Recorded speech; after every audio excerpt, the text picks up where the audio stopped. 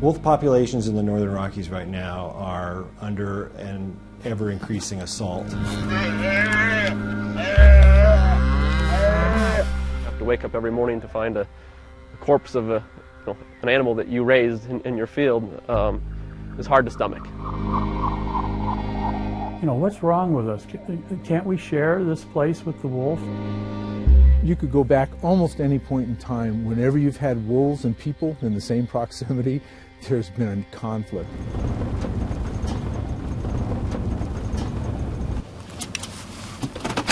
This is a carcass of bull elk, number 10, who was featured in a BBC program a few years ago.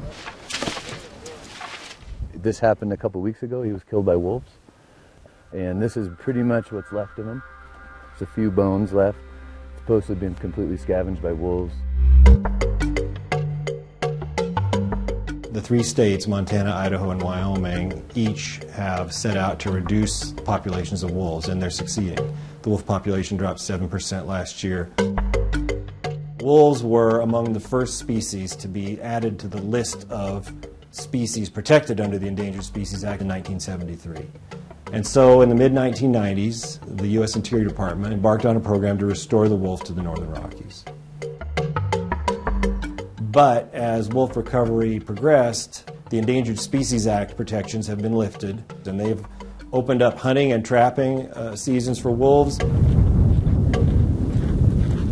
We're on my family's ranch here in Jackson, Wyoming. We grow beef, I guess, to feed America. So this guy was born just a couple hours ago. Wolves are a big part of our life here in Wyoming now. They haven't been a huge problem for us until I guess, the last few years. Personally, our family has lost cattle to wolves. We've had our family dogs attacked, crushed their lungs and crushed their ribs and what have you.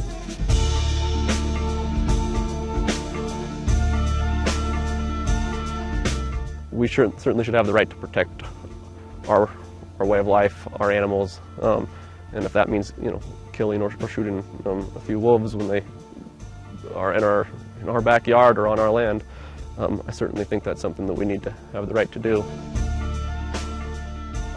This is the skull of a male wolf out of northern Minnesota that was given to me a number of years ago by the government trapper back there.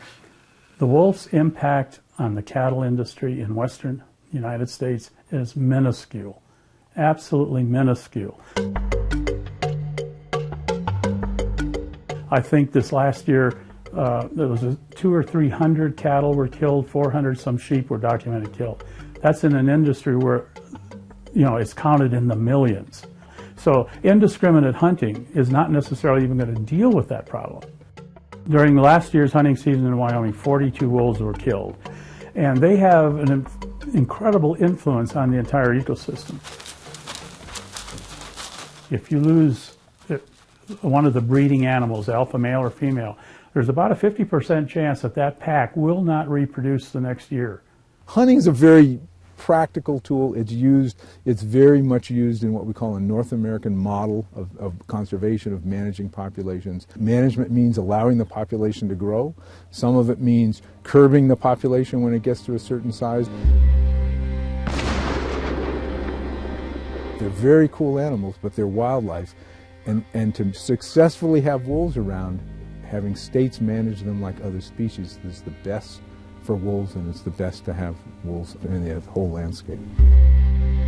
But it's an ongoing debate, and it's a lively one in this region, and I think a lot of people find value in the idea that there still are wild places where you can still go and see wolves and these other wildlife species as people could in the West 150 years ago.